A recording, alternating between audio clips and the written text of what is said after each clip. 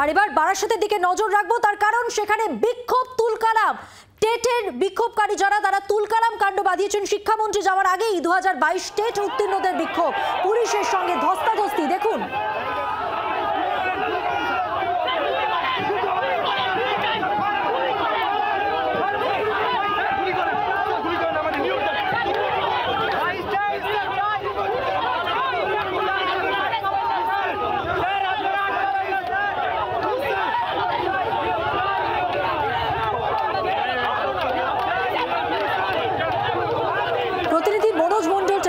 রয়েছেন মনোজ, কি কারণে এতটা উত্তপ্ত হয়ে উঠলো পরিস্থিতি, কি বলছেন বিক্ষোভকারীরা?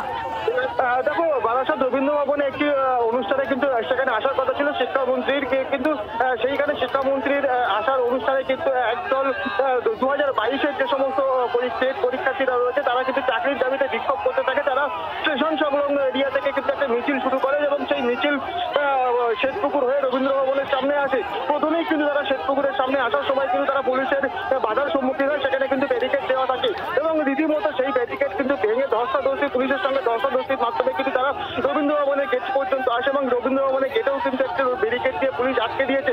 এবং যখন রবীন্দ্র ভবনের সামনে পুলিশ ব্যারিকেড দিয়ে তাদেরকে আটকে দিয়েছে, সেই সময় কিন্তু পুলিশের সঙ্গে একতরফা ধস্তাধস্তি হয় এবং তারা কিন্তু এই যশোর রোডের ওপরে বসে পড়ে এবং শুয়ে পড়ে বিক্ষোভ দেখাতে শুরু করে হাতে প্লাকার্ড নিয়ে। পরবর্তীতে কিন্তু ব্যাপক যানজটের সৃষ্টি হয় এই যশোর রোড এলাকাতে। এখনো পর্যন্ত কিন্তু তারা সেই যশোর রোড আটকে রেখে তারা রাস্তার উপরে বসে পড়ে হাতে প্লাকার্ড নিয়ে কিন্তু বিক্ষোভ দেখাচ্ছে। রীতিমতো কিন্তু পুলিশের সঙ্গে একটা ধস্তাধস্তি হয় রবীন্দ্র ভবনে ঢোকার সময়। কিন্তু রবীন্দ্র ভবনের গেট আটকে দেওয়াতে তারা কিন্তু রবীন্দ্র ভবনের ভেতরে ঢুকতে পারেনি এবং তারা ভেতরে ঢুকতে না পারা রবীন্দ্র ভবনের গেটের সামনে যশোর রোডের উপরে বসে কিন্তু তারা এখনো পর্যন্ত বিক্ষোভ চালিয়ে যাচ্ছে। মনোজ, তুমি আমাদের সঙ্গে থাকো। বারাসাতে টেট উত্তীর্ণদের বিক্ষোভে তুলকালাম পরিস্থিতি দেখতে পাচ্ছেন। সেই ছবি শিক্ষামন্ত্রী যাওয়ার ঠিক আগে, এই অনুষ্ঠান মঞ্চে শিক্ষামন্ত্রী উপস্থিত হওয়ার আগেই 2022 সালে টেট উত্তীর্ণদের বিক্ষোভ এবং তারা এই মুহূর্তে যশোর রোডে বসে রয়েছেন। তারা অবস্থান বিক্ষোভ কর্মসূচি পালন করছেন। তার আগে পুলিশের সঙ্গে তাদের ধস্তাধস্তি হয়, পরিস্থিতি চরম আকার নেয়। দেখছেন সেই মুহূর্তের ছবি।